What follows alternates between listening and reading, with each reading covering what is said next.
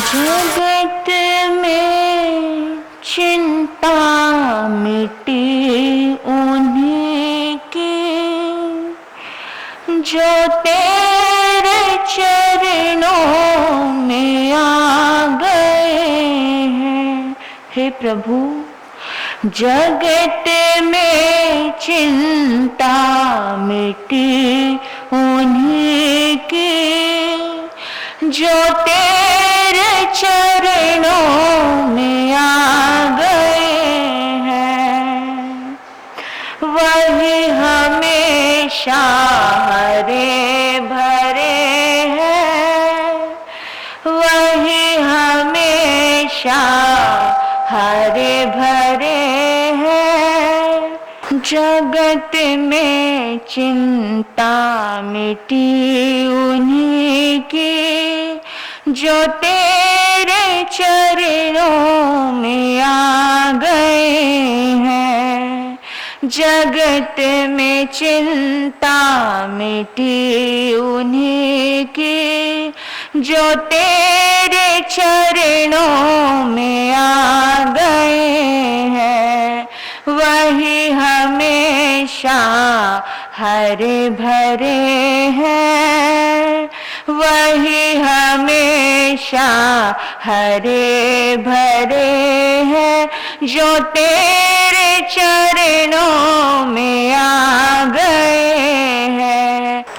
ना पाया तुमको अमीर बनकर, ना पाया तुमको गरीब बनकर, ना पाया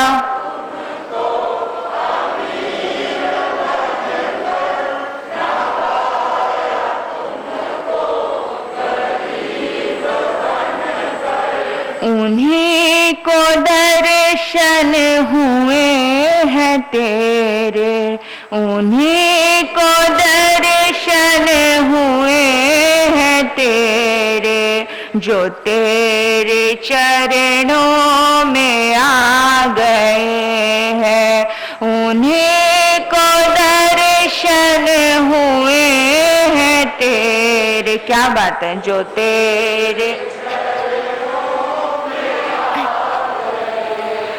जगत में चिंता मिटी उन्हीं की, जगत में चिंता मिटी उन्हीं की जो तेरे चरणों में आ गए हैं। जगत में चिंता जो तेरे चरणों में, वही हमेशा हरे भरे। फील कीजिए, हरे भरे जिंदगी कितनी हरी भरी है, कितनी आनंद से भरी है। क्यों? क्योंकि हम परमात्मा के द्वार पर खड़े हैं। वही हमेशा हरे भरे हैं जो तेरे चरणों में आ गए हैं।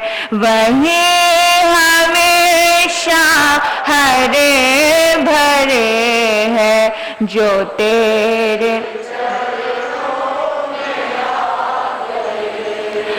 ना पाया तुमको किसी ने बल से, ना पाया तुमको किसी ने छल से, ना पाया तुमको किसी ने बल से, ना पाया तुमको किसी ने छल से। उन्हीं को दर्शन हुए हैं तेरे, उन्हीं को दर्शन हुए हैं तेरे जो तेरे दर पे, उन्हीं को दर्शन हुए हैं तेरे जो तेरे चरणों में आ गए हैं। किसी ने ग्रंथों के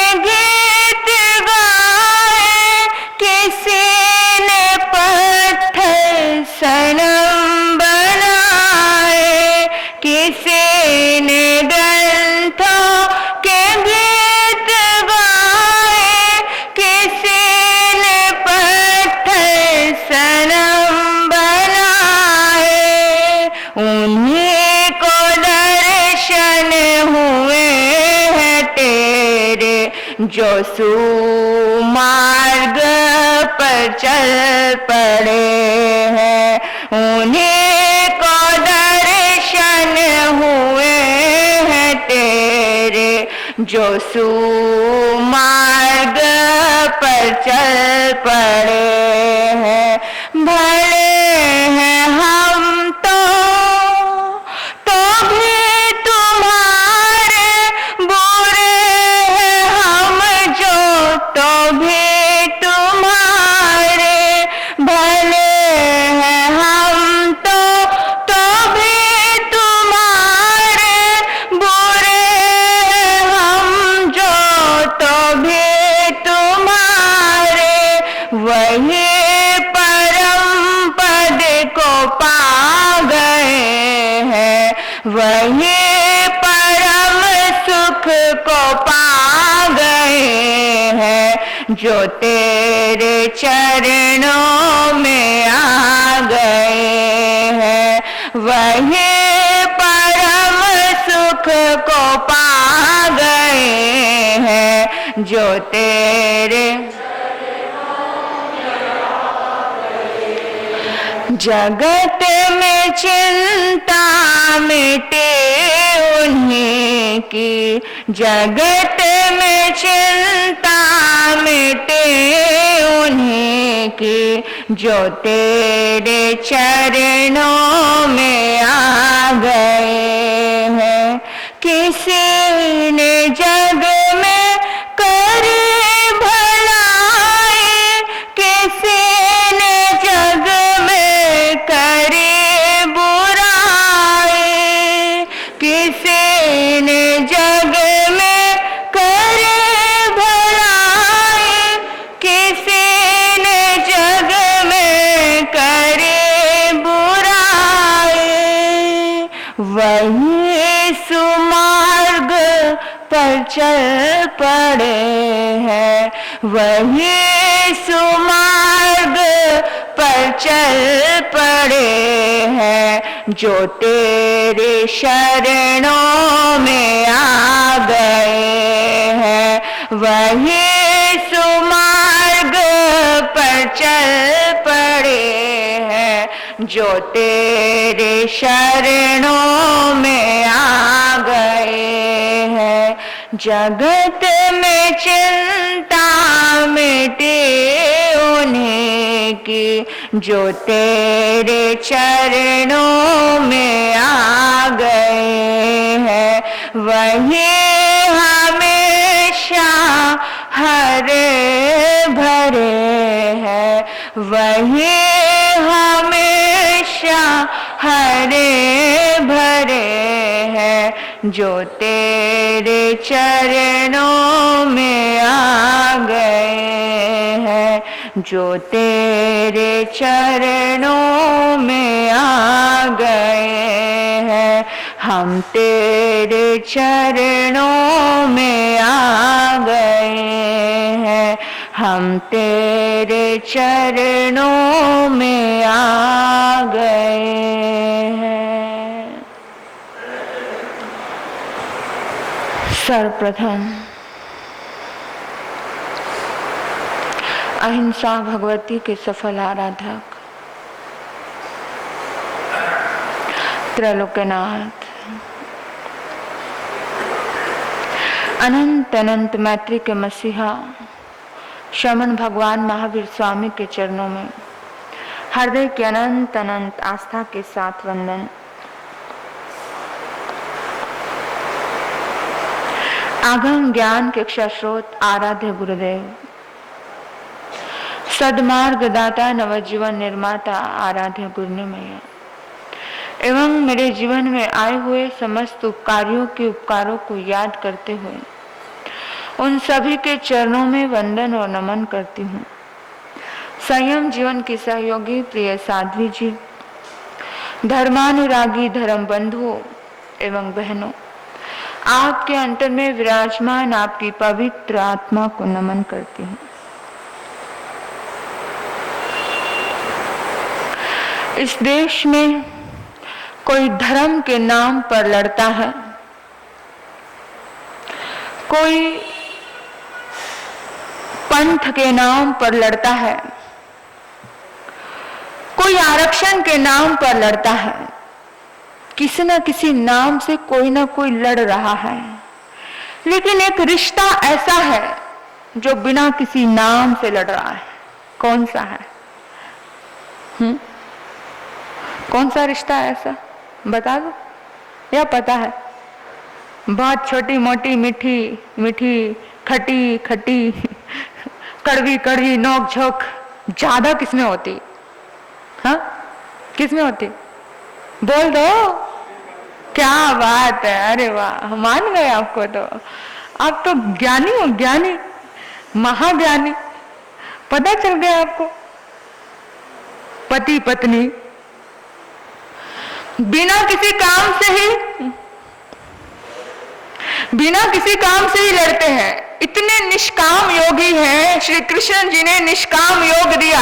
इतने निष्काम योगी हैं, इतने निष्काम योगी हैं, बिना किसी, और जबरदस्त, इनके बिना जीवन नहीं चलता है। इस रिश्ते के बिना संसार नहीं चलता। पवित्र रिश्ता कहाँ है? कैसे चलेगा संसार? पवित्र रिश्तों के बिना संसार चलता है? हाँ, चलता है। लेकिन आपको एक बात समझने वाली है, नारायण बनकर के जियो। आपके लिए कह रही हूं, पति देव के लिए। नारायण बनकर के जियो तो ये लक्ष्मी बनकर के तुम्हारे चरण दबाएंगे। लेकिन तुमने बनना शुरू किया शेरनी नहीं, वो शेरा वाली हो जाएगी। शेरा वाली क्या करती है? शेर पे बैठती है, शेरनी नहीं। मैं तो कहती हूँ शेरा वाली बन जाना।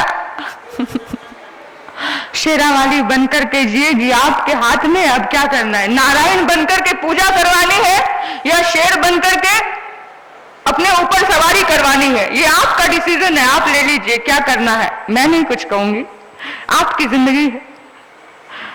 क्योंकि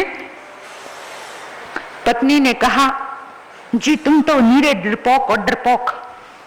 पति को बड़ा गुस्सा। क्यों?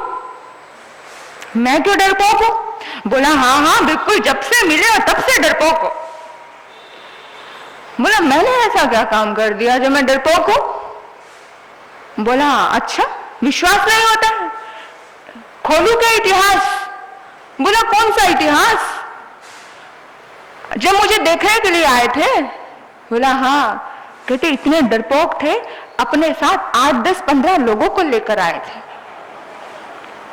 और तो और देखो, इतना ही नहीं, जब मेरी साथ शादी करने के लिए आए तो पूरी की पूरी बारात लेकर के आए थे। और मैं देखो कितनी निडर, तुम इतने सारे लोगों के साथ आए और मैं अकेली शेरनी अकेली आई। बताओ कौन डरपोक? पति चुप कर गया। सत्य तो है। अब कभी कभी जन्मों जन्मों की बातें होनी शुरू हो जाती है ना? होती है कि नहीं? 7 जन्म का।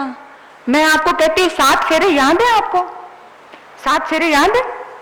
हाँ, किस किस को याद है 7 फेरे? हाँ, सभी ने लिए है ना? बैठे हुए कोई कवारा भी बैठा है, दो कुछ बैठे हैं बीच बीच में, लेकिन फिर भी 7 फेरे सभी को याद है?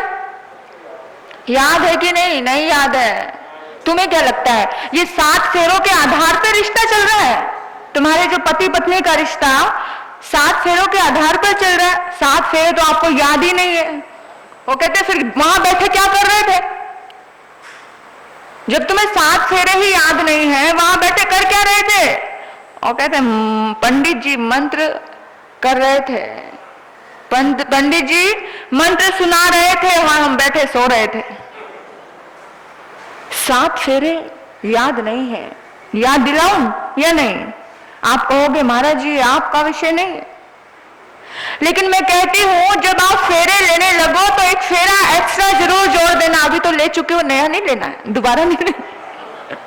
आप कहोगे दोबारा शादी करवाने की बात कर रहे हैं महाराज जी, लेकिन मैं आपको कहती हूँ वर्षगांठ होती है, 25वीं सालगिरह मनाई जाती है। आजकल एक ट्रेंड चला है कि नया एक बार फिर से नई शादी कराई जाती है। जब कोई 50 साल हो गए शादी को, 25 साल हो गए शादी को, दोबारा से वर मालाएं गले में डालते हैं ना, डालते हैं कि नहीं? मैंने सुना है नया नया ट्रेंड चला है, अभी हाल ही में चला है कि नहीं?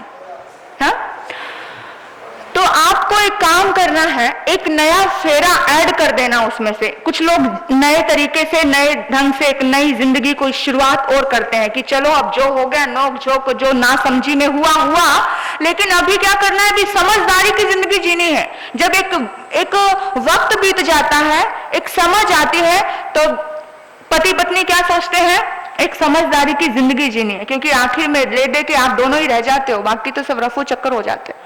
होते हैं कि नहीं होते हैं? हम आज कितने लोगों से पूछते हैं, उनके बच्चे, उनके बेटे, कोई अमेरिका में है, कोई लंदन में है, कोई कहीं है, ले दे के बेचारे दोनों ही बैठे हुए हैं। तो सबसे ज्यादा सुंदर प्यारा साथी, सबसे प्यारा पवित्र रिश्ता जो लंबे टाइम तक चलता है, वही पति पत्नी का ही होता है। इसलिए इनके साथ कभी भी बेईमानी मत करना, इनका कभी भी अपमान मत करना, क्योंकि वही जिंदगी भर तुम्हारा साथ देने वाली है, बाकी तो सब बाय बाय कर जाएंगे। ठीक है?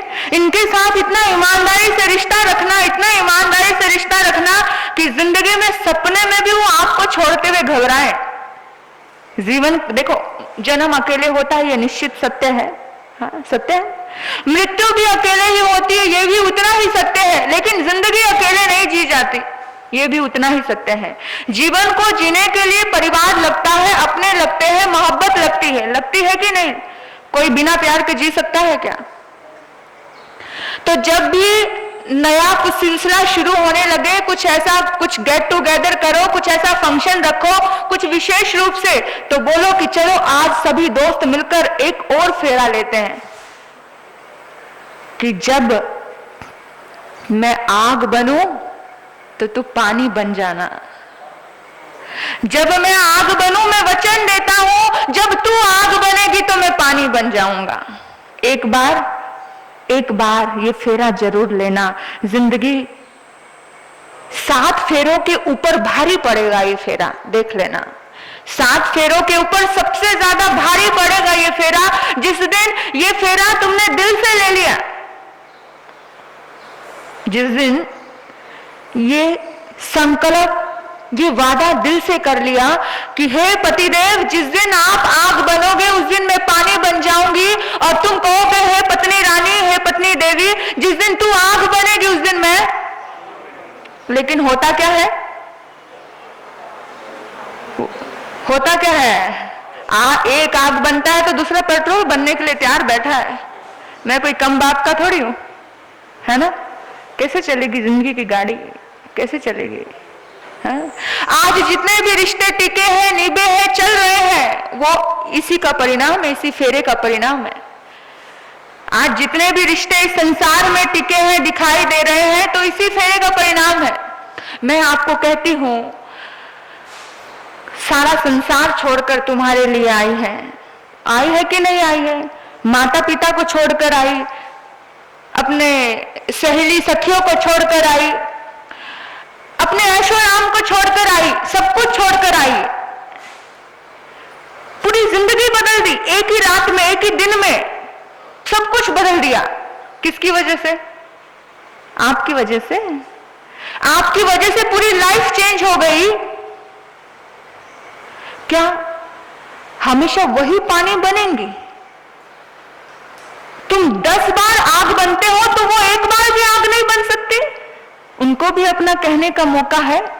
कभी कभी ऐसा होता है, हमारे पास कुछ पति पत्नी आकर बैठे होते हैं, बात करते हैं, तो पति देव बात कर रहे थे, बात करते करते बीच में पत्नी ने कहा कि नहीं नहीं ऐसा नहीं, ऐसा है, मैं बताती हूं। उन्होंने कहा चुप, तुझे कुछ नहीं पता। मतलब सारा सब कुछ आपको ही पता है। अरे भैया, वो तुम्हारे साथ पूरी जिंदगी जी रही है, उसे भी अपनी बात कहने का हक है कि नहीं है? उसे भी, वो भी इंसान है, उसे भी अपनी बात कहने का हक है, और परमात्मा ने यह हक दिया है, परमात्मा से यह हक चलता आया है, तो फिर आप कौन होते हो उसका हक छीनने वाले? और फिर कहते हो आज शादियां टिकती नहीं है, आज की लड़कियां सुनती नहीं है। कैसे सुनेंगी? तुम तो भगवान से भी ऊपर बनने की बात करते हो। याद रखना, अपनी जिंदगी में गलती ना हो। एक छोटा सा चुटकुला है, बड़ा प्यारा है। वो कहते हैं अपनी जिंदगी में गलती ना हो तो भी स्वीकार कर ले, वो होता है पति। तो ही चलती है पत्नी की जिंदगी आराम से। मैं पूरा चुटकुला नहीं सुना रही हूं, आपको ज्यादा हंसी आ जाएगी, इसलिए इतना ही बता रही हूं कि अपनी गलती ना हो तो भी स्वीकार कर लेना, तो जिंदगी चलेगी। अच्छा भैया जाने दो, लेट गो करो, नहीं तो एक ही बात को पकड़ के बैठे रहोगे तो जिंदगी में अपने रिश्तों को अच्छा निभाने के लिए कब्रिस्तान बनना पड़ता है। कैसा बनना पड़ता है? कब्रिस्तान में क्या किया जाता है? दफनाया जाता है। देखा है ना कब्रिस्तान? रास्ते में चलते चलते बहुत बार आते हैं, हमने तो बहुत बार देखा है। दफनाया जाता है। अपनी जिंदगी में अपने सहयोगी के, अपने साथियों के सारे दुर्गुण दफनाने होते हैं, उखाड़ने नहीं होते। जो गलतियां हो गई हैं उसे क्या करना होता है?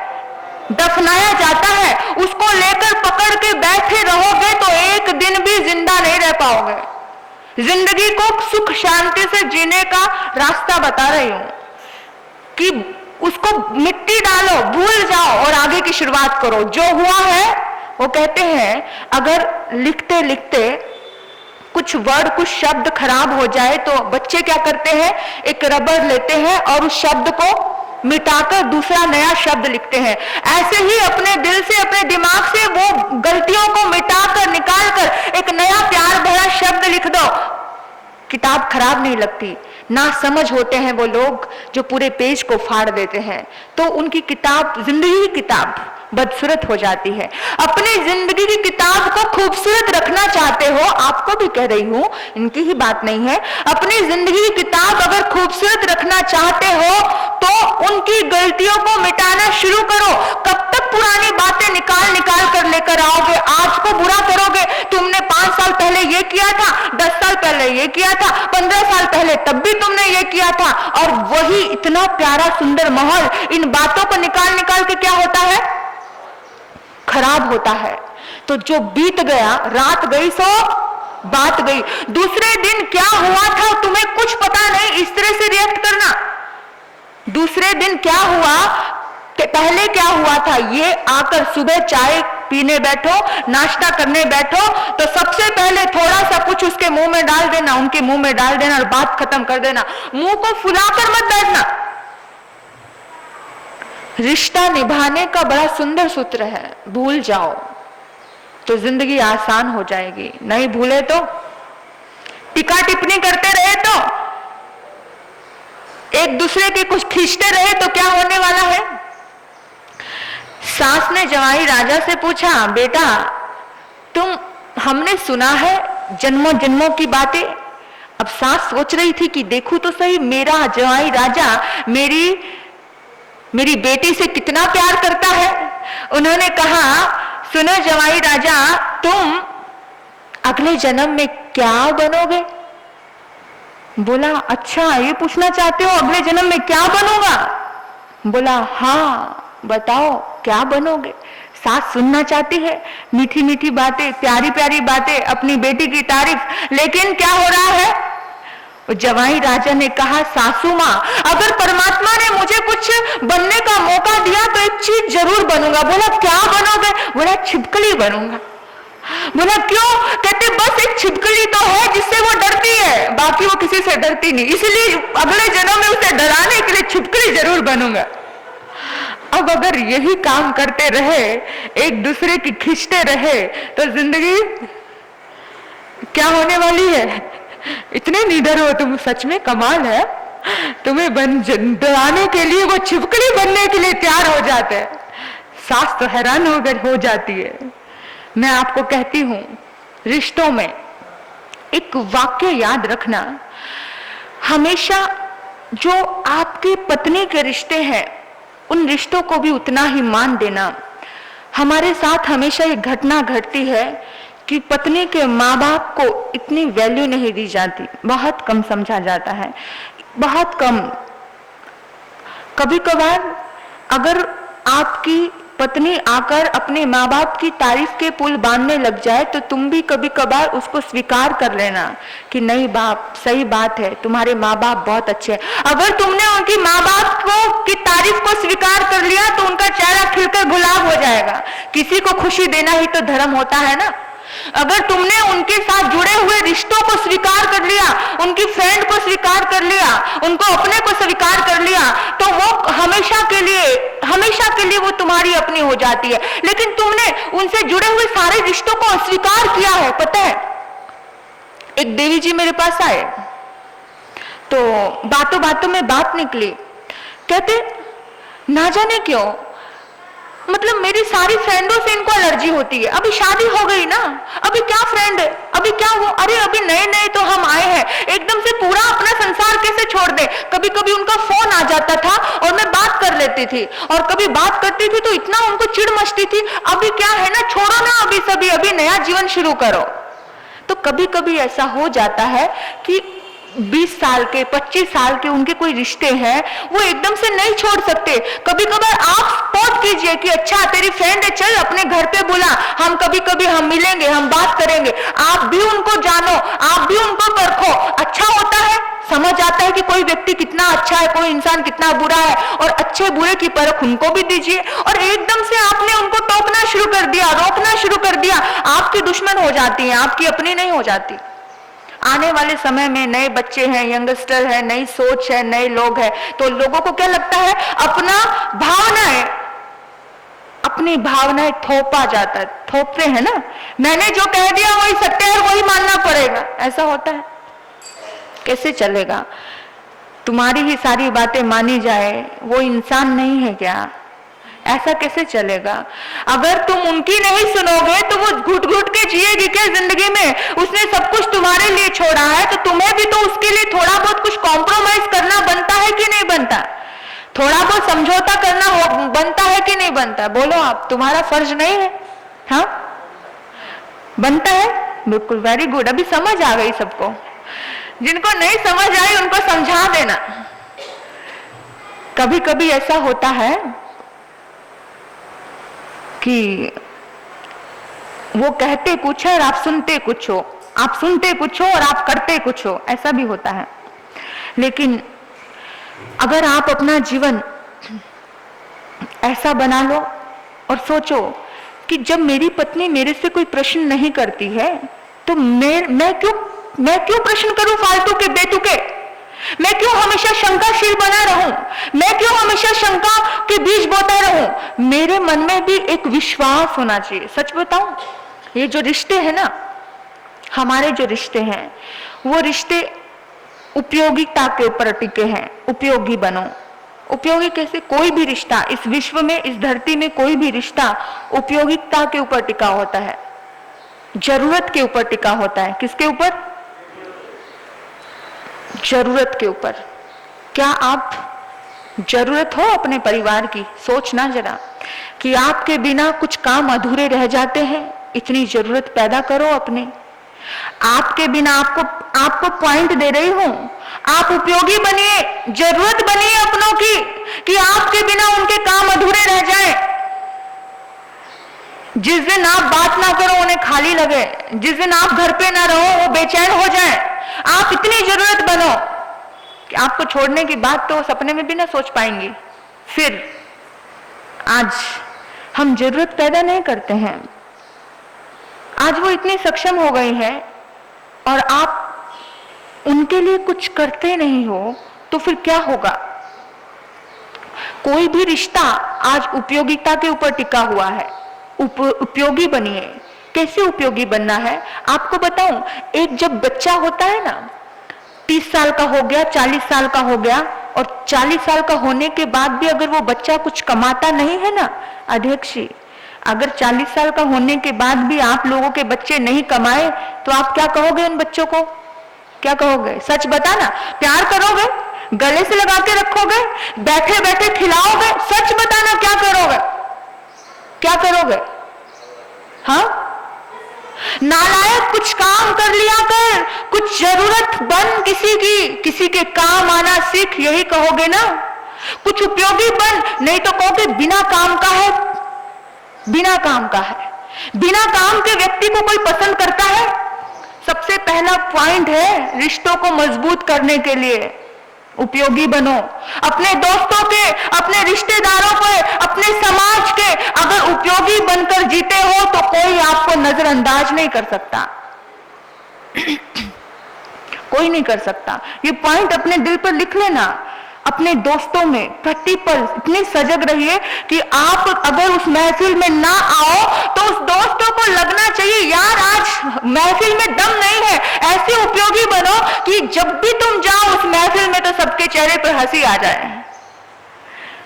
मैं बार बार कहती हूं, मुंह लटका के बैठोगे तो पत्नी भी आपको पसंद नहीं करेगी। मुंह लटका के बैठोगे तो कोई आपको पसंद नहीं करेगा। तो आप मुंह लटका के रहोगे, हमेशा गुनगुनाते रहोगे तो क्या आपको समाज में कोई व्यक्ति पसंद करेगा? हमेशा गुनगुनाते रहोगे, हमेशा नुक्ताचीनी करते रहोगे तो क्या आपको अपने फ्रेंड सर्कल में कोई पसंद करेगा? कौन पसंद करेगा आपको? कभी एकदम लचीले होकर जिए जिंदगी को, एकदम मस्त होकर। आपसे किसी को डरना नहीं चाहिए, डर नहीं लगना चाहिए। अरे ये आ गया ना, ये तो अपना ही है। इतनी खुश होकर, इतने मस्त होकर जिंदगी उस महफिल में जब आओ तो उनके चेहरे पर गुलाब जैसी खिलती हुई हंसी आ जाए, खुशी आ जाए, प्रेम आ जाए, मोहब्बत आ जाए। ऐसे उपयोगी बनिए। हमेशा किसी न किसी के काम आना सीखिए। अभी आप तो ऑफिस में जाते हो, यहां ये दिन भर काम करती रहती है, शाम हो गई, सिर में बहुत दर्द है, आप आए और आपने बोलना शुरू कर दिया, अरे दिन भर तो घर पे थी ना, क्या जब देखो सिर दर्द लेकर बैठे रहते हो? तो क्या होगा? क्या होगा? तुम रह के देखो घर पे दिन भर चार दीवारियों में, तो पता चल जाएगा। दम घुटने लगता है, दम घुटने लगता है चार दीवारों में पैक पैक। तुम तो 36 जगह जाते हो, इधर गए उधर गए उधर गए, तब चार दीवारी में बंधना पड़ता है ना, तो लगता है बाबा कहाँ आ गए, कैद खाने में। मैं आपको बताऊं, तुम ऑफिस से आओ और आकर कभी वो लेटी हो ना तो उसके पास आकर बैठो, प्यार से पूछो क्या हुआ, देखा सिर पर बाम लगाई हुई, सिर दर्द हो रहा है, बड़े प्यार से उसके सिर को थोड़ा सहला दो। आप कहो चलो चलो चलो डॉक्टर के पास लेकर जाता हूं, वो रोने लग जाएगी, आंखों से आंसू बहने लग जाएंगे। अरे अरे इतना प्रेम है, इतना प्रेम है। वो सोचेंगे अरे मैंने तो डॉक्टर को लेके जाने के लिए कहा था, रोने क्यों लग गई? रोने तो इसलिए लग गई कि तुमने प्यार से दो प्यारी सी बातें बोल दी। बस वो यही तो चाहती थी, ये मोहब्बत ही, प्यार ही तो चाहती थी। और क्या चाहती थी? इसीलिए तो तनाव था कि तुम 4 दिन से थोड़ा अच्छा बोल नहीं रहे थे, थोड़ा मीठा बोल नहीं रहे थे। आज तुम प्यार से गए, उसके सिर को सहलाया, ममता भरे दुलार भरे कुछ शब्द बोले, वात्सल्य भरे शब्द बोले और उसका चेहरा खिल गया। क्या चाहिए? कुछ भी नहीं चाहिए। उपयोगी बनो, जरूरत बनो। दूसरा पॉइंट है उसकी भावनाओं को समझो। हम ना अपनों की भावनाओं को नहीं समझते। कभी कभार किसी चीज का पति का मूड नहीं है, जब आपको पता है कि वो नहीं इस बात को सुनने में इंटरेस्टेड नहीं है, तो उस मैटर को वहीं क्लोज कर दीजिए। हम लोग क्या करते हैं, वो आते हैं थक कर, बेचैन होकर, परेशान होकर, और आपने अपना वो मैटर खोलना शुरू कर दिया। वो पहले ही डिस्टर्ब होकर आया है बाहर से, और यहाँ आकर आपने पुकारों का मैटर शुरू कर दिया। पता है आज उन्होंने ऐसा कह दिया, आज उन्होंने वैसा कर दिया, आज ऐसा हो गया। अब वो पुकारों से इतना परेशान हो जाते, वो कैसे मीठा बोलेगा? तो यहां बैलेंस करके चलना है आपको भी, क्योंकि ये जो रिश्ता है ना, ये नदी के 2 किनारे हैं। ये जो रिश्ता है ना, ये ट्रेन की 2 पटरियां हैं। ट्रेन बिना इन अच्छे से, ये पटरियां अगर अच्छी नहीं होगी तो ट्रेन नहीं चल सकती है। जिंदगी की ट्रेन नहीं चल सकती अगर दोनों ही संतुलन में ना हो। तो कभी अगर ऐसी बात हो जाए तो उस टाइम में आपको क्या करना है? क्या करना है? उस मैटर को वहीं क्लोज करके कुछ ऐसा करना कि जब भी वो आपके पास आए उनके चेहरे पे मुस्कान आ जाए। ये संकल्प लेना आपको। कि कुछ ऐसा करना है कि जब भी वो आपके पास आए उनके चेहरे पे मुस्कान आ जाए कि इनको खुशी कैसे दूं। कुछ ना कुछ ऐसा सोचना, आप भी सोचना कि इसको मेरे निमित्त से कैसे खुशी मिले, क्योंकि हम दोनों का ही दायित्व है एक दूसरे को समझने का। आप समझते हो, आप सोचते हो कि इसको कैसे खुशी मिले। आपको लगता है कि इसको अच्छी साड़ी दिला दी तो इसको खुशी मिल जाएगी, आपको लगता है कि इसको अच्छे गहने दिला दिए तो इसे खुशी मिल जाएगी। ऐसा नहीं होता। केवल दौलत के धरातल पर ही रिश्ते नहीं टिकते हैं, ममता से, वात्सल्य से रिश्ते टिकते हैं, विश्वास से रिश्ते टिकते हैं। भावनाओं को समझिए, हम भावनाओं को नहीं समझते। और जब जब भी इतिहास उठाकर देख लो, भावनाओं को नहीं समझा, इतना भयानक जिंदगी में कहर बरसता है जिसका इंसान सोच भी नहीं सकता। मैं आपको याद दिला दूं इतिहास की। भगवान महावीर के पूर्व जन्मों की घटना है। त्रिपृष्ठ वासुदेव के भव में वो राजा थे। भगवान महावीर ने अपने जीवन से संदेश दिया कि अपनी भावनाओं को किसी पे मत थोपना, क्योंकि जब अपनी भावनाओं को हम किसी पे थोपते हैं कि मुझे ये पसंद है, मुझे इसमें सुख है और तुम यही करो, एक बार वो करे, दूसरी बार तुम उसकी मान लो, दूसरी बार तुम उसकी मान लो। पता है, भगवान पूर्व जन्म में त्रिपृष्ठ वासुदेव थे। त्रिपृष्ठ वासुदेव सबको पता है ना, त्रिपृष्ठ वासुदेव का भाव। त्रिपृष्ठ वासुदेव को अपनी विजयवती रानी से बहुत ज्यादा मोहब्बत थी। कभी कभी प्यार के रिश्ते भी नफरत में बदल जाते हैं। क्यों बदलते हैं? हम कहते हैं हमारा तो इतना प्यार था, हमने तो लव मैरिज की थी, हमने तो इतना अच्छा किया था, लेकिन आज टूट गया। पर क्यों टूटा? उसकी वजह कोई दूसरा नहीं था, तुम ही थे। प्यार के रिश्ते भी नफरत में बदल जाते हैं, क्यों? बहुत बड़ा रहस्य है। भगवान महावीर का वो जीव त्रिपृष्ठ वासुदेव अपनी पत्नी से बहुत प्यार करते थे, इतना प्यार करते थे कि अगर राजसभा में उनकी पत्नी, उनकी विजयवती रानी आकर बैठती नहीं थी ना, तो उनको अच्छा नहीं लगता था। और उनको उनका नृत्य बहुत पसंद था, उनका डांस करना। आपकी पत्नी में भी कुछ ना कुछ तो क्वालिटियां होंगी ना, कुछ ना कुछ तो काबिलियत होती है ना पत्नी में, तो कुछ ना कुछ विशेष आपको पसंद होता है, आपको अच्छा लगता है कि जब ये काम होता है तो वो होना जरूरी है। यानी कि उसको जरूरत लगती थी, उसकी बहुत जरूरत लगती थी। और जिस टाइम में विजयवती आज एक नृत्य संध्या, आप पता है त्रिपृष्ठ वासुदेव को संगीत सुनने का बहुत शौक था, बहुत ज्यादा शौक था। इतना दिल से, इतना मन से, इतना बेचैन होकर, इतना ज्यादा मग्न होकर वो संगीत सुनते थे, पूरी दुनिया भूल जाते थे। संगीत की सभा कैसे लगती थी? विजयवती रानी उस संगीत चलता था तो नाचती थी। जब वो नाचती थी, उसका नाच देखते देखते संगीत की वो रात रंगीन हो जाती थी और उसको इतना आनंद आता था कि उसको कोई भी अपनी रात्रि, रानियां तो बहुत थी लेकिन विजयवती के बिना वो एक दिन भी रहता नहीं था। देखो ऐसा होता है पल, ऐसे होते हैं क्षण, और वो पल जिंदगी के कैसे मोड़ ले जाते हैं हम सोच भी नहीं सकते। एक दिन की बात है, विजयवती रानी अपने शयन कक्ष में सो रही थी, तो राजा ने कहलाकर भेजा कि रानी को पता नहीं है कि उसके बिना मेरी शाम नहीं ढलती है। गाने सुनते हैं, तुम ही दिन चढ़े, तुम ही दिन ढले, तुम ही हो बंधु सखा, तुम ही हो, तुम ही सब क्यों, सब कुछ हो। आजकल के लोग बोलते हैं ना, लेकिन कितने फिके और कितने तथ्यहीन ये वाक्य हो जाते हैं जब हम किसी की भावना को नहीं समझते हैं। आजकल तो हम बोल देते हैं, तू ही मेरी शव है, सुबह है, तू ही तू ही मेरा रब है, जहां है, तू ही मेरी दुनिया। लेकिन वो दुनिया कैसे नफरत में बदलती है, अपने ही हाथों। सोचा है आपने? वो दुनिया कैसे अपने ही हाथों नफरत में बदल जाती है। आज उसका मन नहीं था, क्योंकि आज बहुत ज्यादा वो बीमार थी। उसने कहा, राजा से कह दीजिए मैं आज नहीं आ पाऊंगी, आज मैं नृत्य नहीं कर पाऊंगी क्योंकि आज मुझे बहुत ठंड लग रही है और मुझे तकलीफ है। तो राजा ने कहा ऐसा, अब देखो यहां बात कुछ कही जाती है, यहां बात कुछ पहुंची जाती है। डायरेक्ट राजा नहीं गया, यहां पर आया और सैनिकों ने बात तो वैसी ही कही थी कि महाराज आज रानी नहीं आ सकती है, आज उनकी तबीयत ठीक नहीं है। तो बोला ऐसे कैसे नहीं आ सकती है?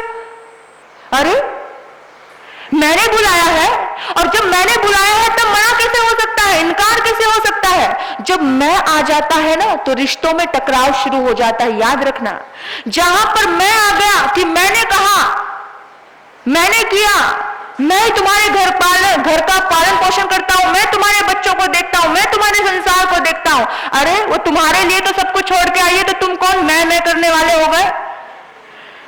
तुम्हें संसार दिया, इस सृष्टि का सर्जन इस आत्मा ने किया, इस नारी शक्ति ने किया। वो कहते हैं जहां पर नारी की पूजा होती है वहां पर देवता निवास करते हैं, वहां पर देवता निवास करते हैं, उस घर में स्वर्ग होता है। तुमने तो केवल ये गारा, मिट्टी, सीमेंट, ईंटों को जोड़ जोड़कर मकान बनाया है, लेकिन जब वो आपके घर में आती है तो उसको घर बनाती है, उस मकान को घर बनाकर प्यारा सा सुंदर स्वर्ग बनाती है। आपने कभी सोचा कि आप अकेले क्या कर लेते? जब देखो मैंने कह दिया तो बस उसका काम करना चाहिए, उसको सुनना चाहिए, उसको समझना चाहिए, उसको मानना चाहिए, कभी कभी उनकी भी मान लेनी चाहिए। अब उन्होंने कहा नहीं, आना ही पड़ेगा। वो कहते नहीं आ सकती, 4 बार संदेशा बोला, मैंने 4 बार संदेशा भेज दिया, अभी भी वो नहीं आई, घसीट कर लेकर आओ। क्या बोला? घसीट कर लेकर आओ। अब सैनिक लेकर आ गए। अब गुलाम थोड़ी अपना स्टेटमेंट दे सकता है। सैनिक ने आदेश का पालन किया, लेकर आ गए। उसने हाथ जोड़कर कहा, राजन आज मैं नृत्य नहीं कर पाऊंगी, आज मुझे बहुत ठंड लग रही है, मैं बहुत टूट चुकी हूँ, मेरा शरीर टूट रहा है, मैं बुखार से पीड़ित हूँ, आज मैं नहीं आज तो तुम्हें करना ही है। अरे मैंने 4 बार संदेशा भेजा, एक बार तुम नहीं आ सकती थे, आज तुम्हें नाचना पड़ेगा। राजन मैं नहीं नाच सकती, मेरे अंदर ताकत ही नहीं है, मुझे ठंड लग रही है। अच्छा ठंड लग रही है? हाँ ठंड लग रही है, तो ठीक है, मैं तेरे ठंड ना अभी भगा देता हूँ, मैं तेरी ठंड अभी भगा देता हूँ, अभी तेरा बुखार उतार देता हूँ, अभी तुझे ठीक कर देता हूँ।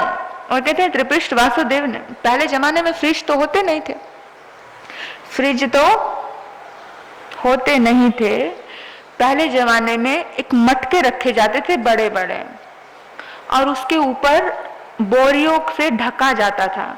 उन मटकों में फ्रिज के जैसा ठंडा पानी हो जाता था, बोरियों से ढका जाता था और ऐसे स्थान पे रखा जाता जहां हवा आती जाती रहे। तो मटके उस पल की उस अतीत में मिट्टी का इतना चमत्कार होता था कि जो फ्रिज का पानी तो क्या पीते होंगे आप, जो मटके का पानी ठंडा होता था, इतना जबरदस्त पानी ठंडा होता था। सैनिकों को कहा जाओ, सारे के सारे मटकों को लेकर आओ, इस जितने भी मटके आसपास पड़े सारे मटके आ गए। और त्रिपृष्ठ वासुदेव ने कहा कि बैठ जा, मटका उड़ेलना शुरू कर दिया उसके ऊपर। तेरी बिल्कुल मैंने सुना है जब बहुत ठंड लगे तो पूरे कपड़े खोलकर खड़े हो जाना चाहिए, ठंड खत्म हो जाएगी। और देख तेरी ठंड मिनट में भगाता हूँ और तू फटाफट डांस करना, नृत्य करना। तुझे पता है तेरे बिना मेरी शाम नहीं होती, मैं तुझसे बहुत प्यार करता हूँ। हम अपने प्यार का मतलब यही समझते हैं, शायद उससे प्यार करते हो या अपने सुख से प्यार करते हो, सोचना जरा। उससे प्यार है या अपने सुख से प्यार है कि उस बिना मुझे अच्छा नहीं लगता। आपने कभी सोचा कि उसे वैसा अच्छा नहीं लगता होगा? तो इतने मटके डाले, पानी दे पानी दे पानी, पानी से पूरी नहा गई वो, बार बार मटके डाले जा रहे, बार बार मटके डाले जा रहे, बार बार मटके डाले जा रहे हैं। और कहते हैं विजयावती रानी मूर्छित होकर धड़ाम से जमीन पर गिर गई, दोबारा उठ नहीं पाई, मृत्यु के आगोश में चली गई हमेशा के लिए। लेकिन कहते हैं जब चिड़िया चुग गई खेत फिर पछतावे होत क्या। त्रिपृष्ठ वासुदेव बहुत रोता है और फिर कहते हैं मैंने कि उसके बाद त्रिपृष्ठ वासुदेव अपने रानियों के कक्ष में भी गया नहीं। उसके जब वो दुनिया से चली गई, उसने मुड़कर किसी रानी, दूसरी रानी को भी देखा नहीं। उसको पूरी संसार से विरक्ति सी हो गई, उसे कुछ भी अच्छा नहीं लगा। लेकिन मैं आपको बता रही हूं, जब इंसान इसे अबला समझता है, जब इंसान इसे कमजोर समझता है, तो कमजोर पर किया हुआ अत्याचार इंसान को 33 सागरों पम के नरक में ढकेल देता है। कितना सीधा 7वीं नरक का बंद होता है, सीधा 7वीं नरक का। क्यों हुआ? क्यों हुआ? सोचा? जब जब भी हमने आपकी शरण में आई हुई, आपकी शरण में आई है ना, वो आपके लिए आई है, वो सब कुछ छोड़कर आपके लिए जीवन दिया है उसने। जब जब भी हमने अपनी शरण में, अपनी जिंदगी में आए हुए किसी व्यक्ति पर अत्याचार किया, तब तब आपके नरक का बंधन होता है। जब जब भी आपने उसकी आत्मा का अपमान किया, उसका तिरस्कार किया, उसकी बातों पर फूल नहीं चढ़ाया, उसको सही मार्गदर्शन नहीं दिया, उसे समझ कर नहीं लिया, एक पल नहीं लगता है 33 सागरों पम का बंद होता है, 7वीं नरक का। और 2 गलतियां त्रिपृष्ठ वासुदेव ने ऐसी की थी, एक अपनी पत्नी के साथ की थी और एक शैया पालक के साथ की थी। शैया पालक की हिस्ट्री तो सबको पता है, विजयवती रानी की हिस्ट्री किसी को नहीं पता होगी, लेकिन ये बात है, गहरी बात है इन दोनों के कारणों से सीधा। क्योंकि शैया पालक भी तो सेवक था ना, सेवक था। उस कमजोर को, उस कमजोर व्यक्ति को क्या किया था? उसके कानों में शीशे डाल दिए, संगीत की वजह से। आपके रस की वजह से ही तो आप पाप कर जाते हो। आपको जिस चीज में सुख मिलता है, अगर उस सुख में कोई बाधा डाले तो पाप खड़ा हो जाता है। देखिए आप सोचो, जानते हो वो विजयवती रानी मरकर के क्या बनती है? व्यंत्री बनती है, भूत प्रेत की जाति में जाती है। क्योंकि जब कोई आत्मा पीड़ित होकर अपने शरीर को छोड़ती है, उसकी सद्गति नहीं होती है, वो वाण यंत्र की गति में जाती है। किसी को व्यंत्री बनने के लिए बाधित मत करना। हम बहुत बार सुनते हैं कि इस घर में दहेज की वजह से पीड़ित थी आत्मा और इस दुनिया से चली गई, अपने आप को गले में फांसी लगाई और खत्म हो गई, खुदकुशी कर ली, ये हो गया, वो हो गया। मैंने एक न्यूज़पेपर में घटना पढ़ी थी, एक महिला अपने दोनों बच्चों को लेकर कुएं में कूद जाती है। कोई भी खुशी से खुदकुशी क्यों करेगा? आपने सोचा है कभी? क्यों करेगा? उसको इतना पीड़ित क्यों करना? कोई अगर आपकी शरण में आया है तो उसकी भी मान लेना ना। कभी तुम मान लो, कभी वो मान ले, एक दूसरे को संतुलित बनाकर चलेंगे तो जिंदगी आसान होगी। लेकिन किसी को व्यंत्री बनने के लिए बाधित क्यों करना? एक बात याद रखना, आज अगर रिश्ता बिगड़ के मिला, क्या आज अगर रिश्ता बिगड़ के छूटा, यानी सपोज कोई जिंदगी में आपके आया, आपके कोई जिंदगी में आया और उससे आपका तालमेल नहीं बैठा और आपने उससे रिश्ता बिगाड़ के छोड़ा, तलाक दे देते हैं। अगर देना ही है तो प्रेम से छोड़ो, कभी मजबूरी वश कभी छोड़ना ही पड़े तो इतने भाव से, अहोभाव से, नमन के भाव से, ठीक है भैया तेरी मेरी नहीं जम रही है, हम अपने अपने रास्ते चले, लेकिन नफरत के बीच मत बोइए। लेकिन अगर कोई रिश्ता बिगाड़ कर छोड़ते हो, हर जन्म में वो रिश्ता बिगड़ा हुआ मिलता है आपको। एक बार रिश्ता बिगड़ गया, एक बार, हर जन्म में बिगड़ के मिलता है, हर जन्म में। सामने वाला अपनी पीड़ा नहीं भूलता, देने वाला तो भूल जाता है, लेकिन लेने वाला नहीं भूलता। लेने वाले को हमेशा याद रहता है कि मुझे इस आत्मा ने पीड़ा दिया, पीड़ित किया है। और पता है आपको, त्रिपृष्ठ वासुदेव मरकर नरक में गए, जन्मों जन्मों के दुख भोगे उन्होंने, एक बार नहीं, 2 बार नहीं, बार बार तकलीफ हुई, फिर शेर बने, त्रिंश गति, नरक गति, ऐसे ही मतलब बहुत कुछ उनके ऊपर तकलीफें आई।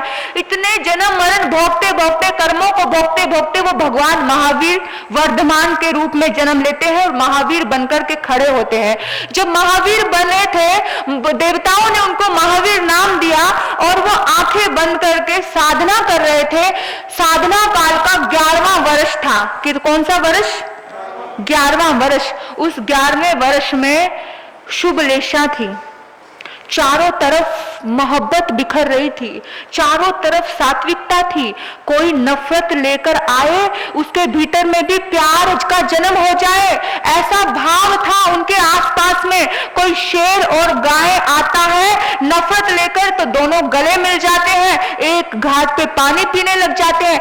ऐसी शुभ लेशा थी उस पल में भगवान महावीर की। लेकिन वो लेशा भी उस व्यंत्री के भावनाओं को चेंज नहीं कर पाई।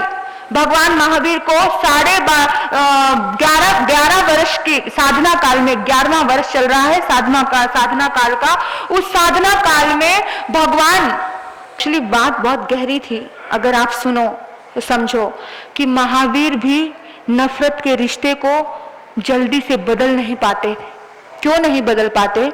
क्योंकि रिश्ता जिस टाइम में 11.5 साल चल रहा है साधना का, उस 11वें साल में परमात्मा की शुभ लेशा है, शुभ ध्यान है, शुभ भाव है। उस पल में एक व्यंत्री उस वृक्ष के ऊपर बैठी, और व्यंत्री के मन में, आप देखना, आप जब कल्प सूत्र पढ़ते हो या फिर कोई ऐसा आप भगवान महावीर का जीवन चरित्र सुनते हो, आपको पता चलेगा उसमें एक व्यंत्री का उपसर्ग आता है, उनको भयानक उपसर्ग आता है।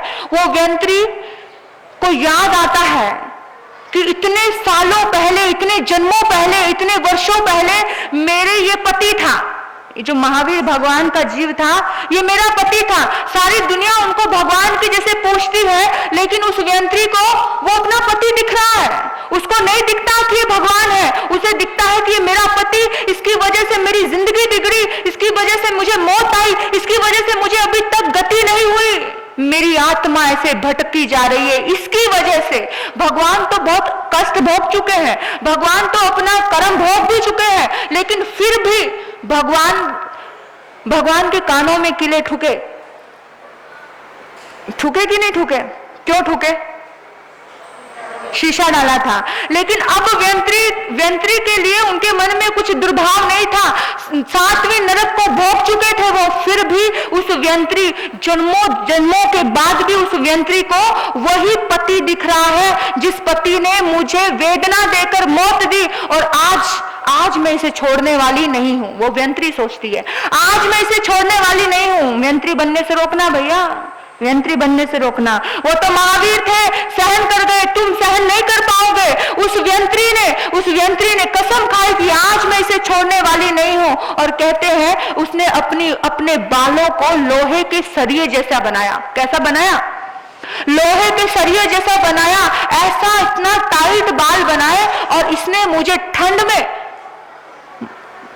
में मुझे तड़फना छोड़ दिया, तड़फता रहा। मोह का महीना, माह का महीना, इतना भयानक ठंड, इतनी भयानक ठंड। साथ में पास में नदी है, नदी में अपने वो बालों को भिगोती है और जोर से महावीर के नग्न शरीर पर प्रहार करती है, जोर से प्रहार करती है। इतना भयानक प्रहार था कि साधारण व्यक्ति एक प्रहार करते ही मर जाता, इतना भयानक प्रहार था। लेकिन उन्होंने तो अपने कर्मों को इतना खत्म कर लिया था, अपनी आत्मा को इतना शुभ कर लिया था, इतनी ताकत पैदा कर ली थी, इतनी क्षमा यापना, इतनी भावनाएं, इतनी सुंदर भावनाएं उनके भीतर में शुभ लेशा की थी कि वो सारी तकलीफों को झेल गए।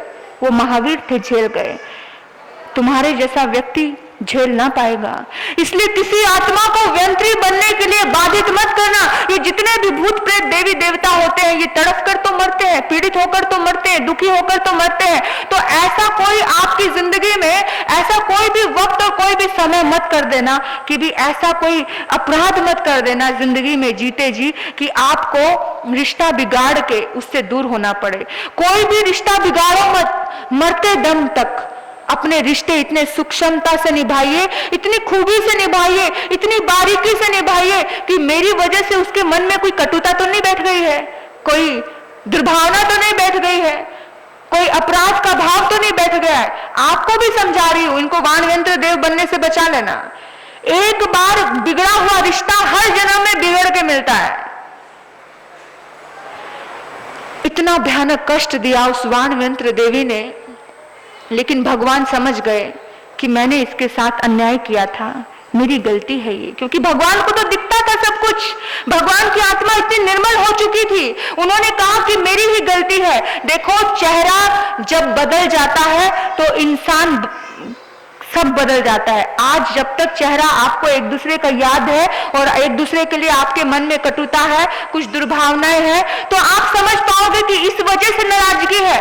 अभी आपको पता होगा कि कौन सी वजह से नाराजगी थी, तो उसी टाइम जाकर आपने प्यार से उसको कहा कि चल जाने दे, मेरे से हो गई गलती, चल छोड़, तो छूट जाएगा। लेकिन चेहरा बदलने के बाद आप कहोगे मेरी कोई गलती नहीं, वो कहेगा मेरी कोई गलती नहीं। चेहरा बदलना यानी जन्मों जन्मों की बात कर रही हूं। अगले जन्म में आपको क्या लगेगा कि हमारी तो कोई गलती नहीं थी भैया, हमें तो कुछ किया ही नहीं, फिर ये मेरा दुश्मन क्यों बनकर के खड़ा है, फिर मन में ये भाव आएगा। इसलिए जब तक चेहरा याद है तभी अपने पूरे हिसाब कर लेना, तभी अपने अनादिकाल की आलोचना कर लेना। अभी आ रहे हैं महापर्व पर्युषण, अपना एक एक ब्यौरा एक किताब पर लिखना, एक एक आलोचना किताब पर लिखना, पूरी किताब पर लिखकर उसको डिलीट कर देना, उसको पूरी के पूरी पानी में भिगोकर अपने दिलो दिमाग से निकाल देना। ये सिलसिला करना। इन 8 दिनों में अपने अपने जन्मों जन्म में हुई कोई भी घटनाएं रही होंगी, आपको याद है नहीं याद है, उनको भी सोचना और अपने इस जन्म में बचपन से लेकर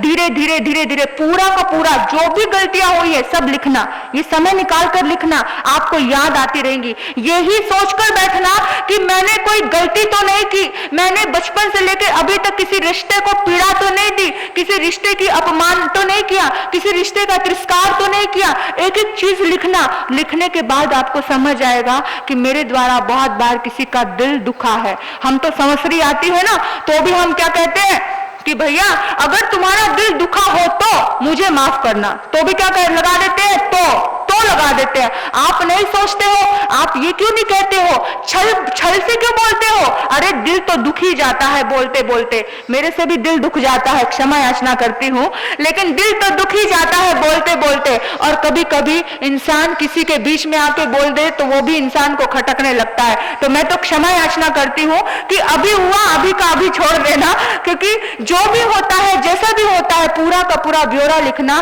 क्योंकि हमें यही वाक्य प्रयोग करना है कि मेरे से जाने या अनजाने में आपका दिल दुखा है, मुझे पता है, मुझे माफ करना। ये वाक्य प्रयोग करना इस बार परम पुरुषन की तैयारी बड़े दिल से करना, बड़े भाव से करना। जितने भावनाओं से करोगे जिंदगी में आनंद आएगा।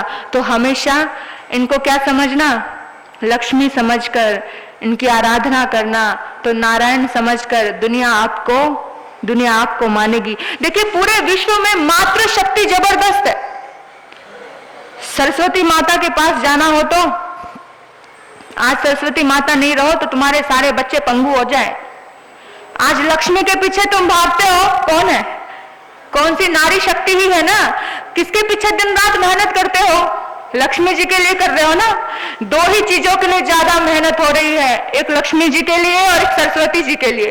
पूरा बचपन से लेकर युवा अवस्था तक बच्चा सरस्वती जी को, और वो सरस्वती लक्ष्मी से पैदा होती है।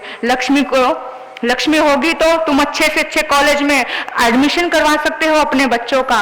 तो नारी शक्ति का सम्मान करना, नारी का आदर करना, जितना आदर कर सकते हो उतना करना। जीते जागते पलटकर कुछ वाक्य प्रयोग मत करना। अगर किसी ने कुछ कह दिया है तो कभी कभी गम खा लेना, चुप होकर सुन लेना, और कभी आपको लगे ना कि भी यहाँ पर जवाब देना मुश्किल हो रहा है तो थोड़ा कभी कभी बहरे हो जाना कि तुम्हें सुनाई नहीं दिया, अनदेखा कर देना। कुछ घटनाएं कुछ ऐसी घटती है जिसकी बात इतनी होती है, इतनी बढ़ जाती है, तो ऐसा फील करवाना, ना मैंने देखा है ना मैंने सुना है, तू अपने हाल में खुश रह। तो आपको भी मैं कह रही हूं, कभी कभी ऐसी घटनाएं होती हैं कि जिंदगी में बहुत ज्यादा परेशानियों के रूप लेकर आती हैं। तो ऐसी घटनाओं को आप समझना, वो परेशानियां बनने से पहले ही उन्हें वहीं पर समझ लेना कि ठीक है, आज उसको बुखार था, ये काम नहीं किया, कोई नहीं मैं कर लूं। आज उसने सुबह उठ के चाय नहीं बनाई ना, तुम बना लो सुबह उठ के, क्या फर्क पड़ता है?